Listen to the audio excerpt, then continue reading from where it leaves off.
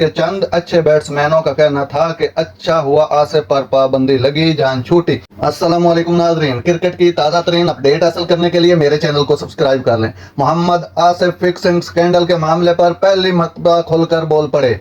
Spot fixing में सजा याफ्ता कौमी टीम के साबिक फास्ट बॉलर मोहम्मद आसिफ ने पहली मर्तबा फिक्सिंग और सजा पर खुलकर बात करते हुए अपने ख्यालात का इजहार कर दिया। सोशल मीडिया पर एक वायरल वीडियो हो रही है जिसमें मोहम्मद आसिफ सीनियर सहाफी आफ्ताब इकबाल से बातचीत कर रहे हैं। कौमी टीम के साबिक फास्ट बॉलर को 2010 में स्पॉट फिक्सिंग पर सजा सुनाई गई थी, जिस पर उन्होंने कहा कि मुझसे बहुत बड़ी गलती हुई थी, शायद मैंने कभी किसी का दिल दुखाया हो या नाफरमानी की हो, जिसकी अल्लाह ने मुझे इस वाक़े की सूरत में सजा दी। शुक्र है कि मुझे इस जहां में सजा मिल गई।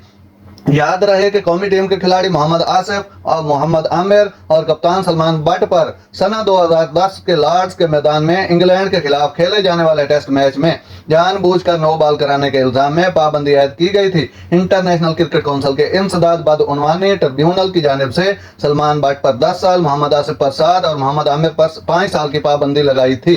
एंकर ने मोहम्मद आसिफ कहा कि आपने मैच में सिर्फ 2 नो बॉल कराने पर मामला फिक्स किया था, ना कि मैच हारने के लिए। तो इस पर उनका कहना था जो कुछ भी था बहरहाल इससे मेरा कैरियर तबाह हो गया, आगे चलकर मैं और तरक्की कर सकता था। क्यों? इस वक्त के चंद अच्छे बैट्समैनों का कहना था कि अच्छा हुआ आसिफ पर पाबंदी लगी, जान छूटी। नाज़रीन, ऐसी बर वक्त खबरें सुनने के लिए मेरे चैनल को सब्सक्राइब कर लें। अल्लाह हाफिज।